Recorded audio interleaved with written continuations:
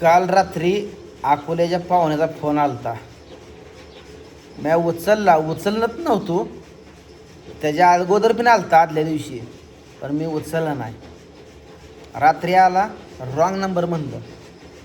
पाहुण्यावर माझा राग नाही. पाहुणी ती एक नंबर आहे. ती सगळ्या नातेवाईकात ती पाहुणी एक नंबर आहे. ती माझा राग बायकोवर आहे. का राग आहे तुम्हाला माहीत आहे. मी तिला हाकलून देणार नव्हतो. हाकलायची असती तर मोबाईल घेतल्या हाकलली असती, पण तिनं मोबाईल घेतला, ती गोष्ट पण झाली. मग मनाच्या विरुद्ध गेल्यानंतर माणसाची चिडचिड ही 100% होती. माझी चिडचिड होत होती, पण माझी चिडचिड होत असताना तिनं माझ्या उरकं बरंच कांड केलं. आणि असतानाच मी थोडा चिडक्या स्वभावाचा आहे. मला वावगं खपत नाही. जे काय ती तोंडावर बोलणे, मग समोरचा किती पण मोठा माणूस असू द्या, तोंडावर स्पष्ट बोलणे हे माझं स्पष्ट मत असते. मी मनात एक आणि करतो एक असलं आयुष्यात मला जमलं नाही. एखादा माणूस रागाला गेला तर चालेल, पण ऑन द स्पॉट ही बोलत असतोय मी. मग मला ते मोबाईलची चिडचिड होती, पण सगळ्यात जास्त चिडचिड तिची माझ्या उरकं त्या एका व्यक्तीला, नाव घेत नाही मी, तिचं नाव घ्यायची सुद्धा लायकी नाही, त्या व्यक्तीला ती घेऊन फिरायची. माझ्या उरक त्याची जास्त चिडचिड. तिला खायला काय देते, तिला पैसे काय देते, आणि एवढं ही होत असताना तिला किराणा भरून दिला. आणि स्वतःच्या घरातला किराणा संपला होता. आज रोजी किराणा संपलाय, थोडाफार राहिलाय कुठं तर एखादी वस्तू, नाही तर किराणा सगळा संपलाय. तिनं स्वतःच्या घरात बाजार भरला नाही, पण त्या व्यक्तीच्या घरात किराणा आणि माळवं भरून दिलं. आज मी कितीही वर्ष झालं किराणा भरतोय. मला माहीत आहे किराणा भरायला किती पैसे जातात.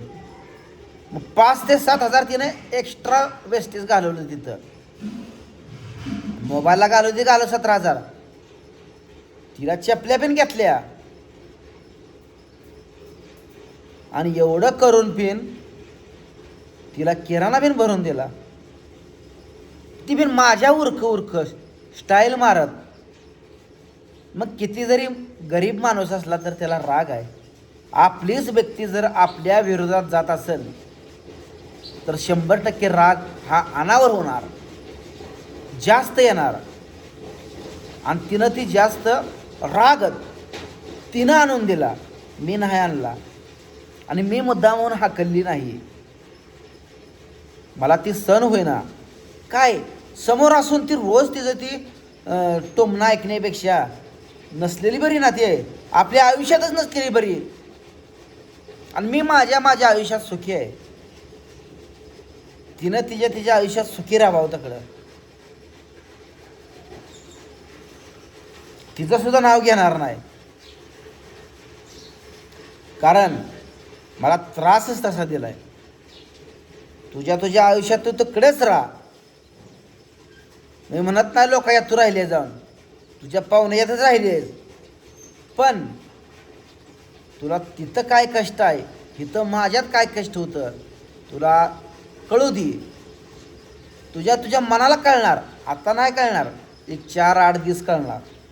4-8 दिवसात काय कळत नाही, पण जसं तुझं दिवस वाढत जाते त्यावेळेस तुला कळणार खरी नवऱ्याची किंमत.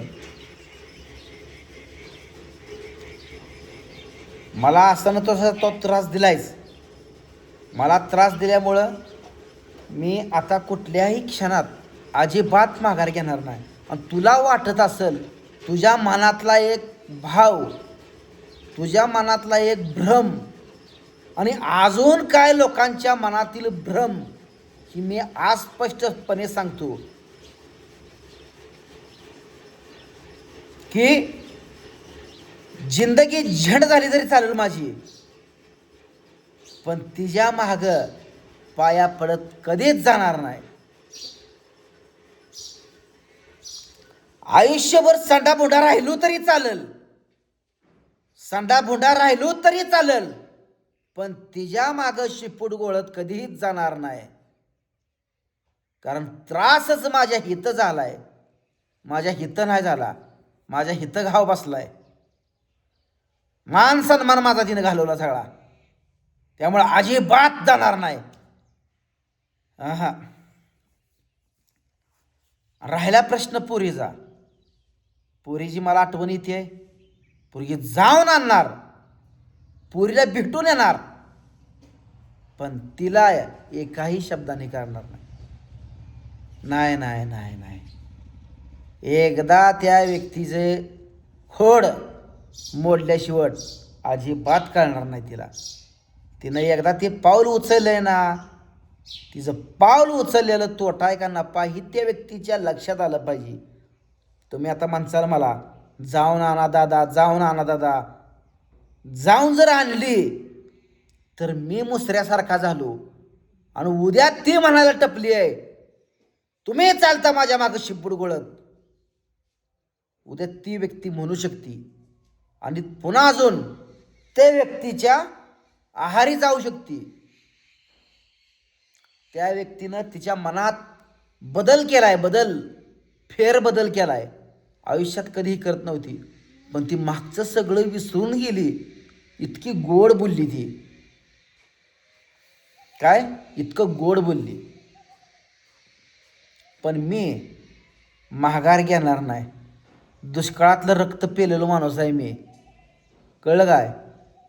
त्यामुळं मी अजिबात होरपाळून निघलोय, होरपाळून दुष्काळात.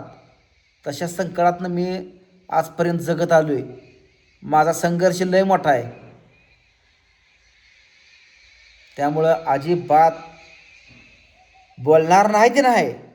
आणि पाहुण्यांना बिन माझं सांगणं आहे, तुम्ही मला फोन लावायच्या नादात लागू नका.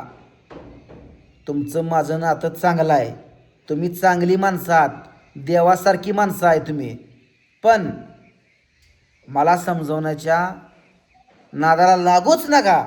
पण त्याविषयी तुम्हाला जर बोलायचं असेल तर मला फोन करू नका. हां, तुम्हाला जर काय चाललंय, बरं आहे का, ही असं बोलू शकता तुम्ही पाहुण्याच्या नात्यानं. पण ती विषय सोडून, ती विषय काढला का माझी टूप हित पिटते आणि हित मनाला लागते. त्यामुळे ती विषय सोडून माझ्यासोबत बोला आणि फोन करूच नका. शक्यतो फोन करूच नका. कारण इतकं ही होऊन सुद्धा स्वतःची चूक मान्य करायला मर्दाचं काळीज लागतं. पण ती व्यक्ती स्वतःची चूक मान्य करत नाही. ती अजून पण काय म्हणते, मोबाईलवरनं सगळं हे रामायण महाभारत घडलंय, फक्त किरकोळ मोबाईलवरून. 17,000 काय किरकोळ आहे काय? त्या माणसाने आधीच पैसे दिले नाहीत आणि तू अजून त्या पैशात भर घालायला लागली आहे. तुला खाया पियाला कधीच विरोध केला नाही. तू कितीतरी वेळा हॉटेलवर घेऊन गेली त्या व्यक्तींना, पण मी कधीच विरोध केला नाही आणि करणार पण नाही. अन्नाला कधीच विरोध करणार नाही. पण तू जर असे वस्तू देत चालले तर माझा ठामपणे विरोध आहे.